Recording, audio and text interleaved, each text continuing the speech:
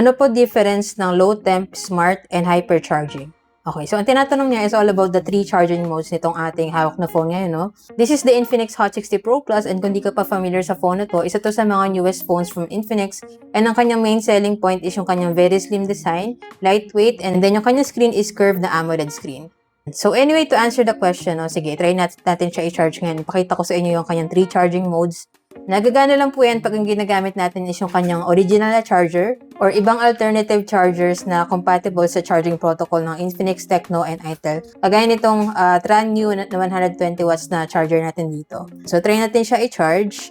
Ayan. So, ngayon, as you can see, charging na siya, no? And compatible yung kanyang supercharging kasi dito sa charger na to. So, dito, pag pinindot natin yan, makikita natin yung kanyang 3 charging modes. Meron siyang low temp, smart, and hyper. Alright? So, pag low temp, ito yung charging mode na mas pinaprioritize niya yung pagiging cool or hindi mag-overheat yung ating phone.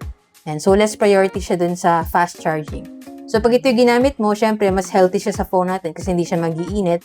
But at the same time, no, hindi niya pinaprioritize yung charging speed. So, baka medyo mas mabagal siya mag-charge compared dun sa dalawang other modes natin.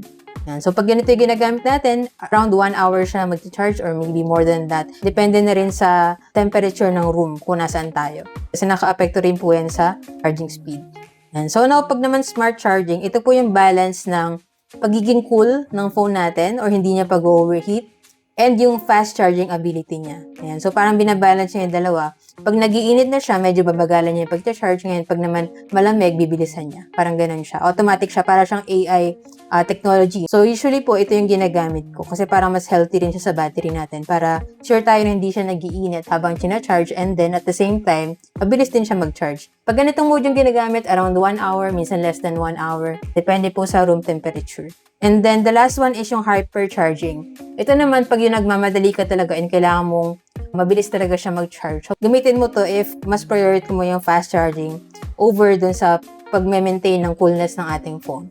Yan. Kasi, pag ito yung ginagamit natin, sinasagad niya yung 45 watts na charging ability nitong ating Infinix Hot 60 Pro Plus. Marami nagtatanong sa inyo kung hindi raw ba healthy yung hypercharging. In general kasi, no, pag mas nagiinit yung phone natin, then mas malaki rin yung chance na bababa yung kanyang battery lifespan. So, in the long run, no, pwede siya maka-affect dun sa battery health ng phone natin na mas mabilis siyang bumaba compared pag smart charging or low temp yung gagamitin natin na charging mode. And by the way, kung interested din po kayo sa ganitong phone, check nyo na lang po dyan sa Yellow Basket. Diyan ko nabili yung sa akin para same quality and legit store din yung mapagbilan nyo. And so yun lang, sana nakatulong tong video. If you have any other questions about this phone, just let me know in the comments. And follow for more tech content.